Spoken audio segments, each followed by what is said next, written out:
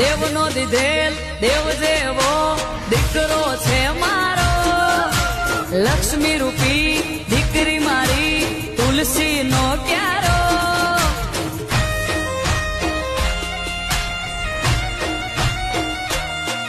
આ સૂરજના અજવાળા પડે મારા આંગણે, પરિવાર ખીલ્યો મારો જેમ ફૂલ ફાલે ફાગણે. એ નવા મકાનનું મુહૂર્ત કર્યું, મારું સપનું થયું સાકાર.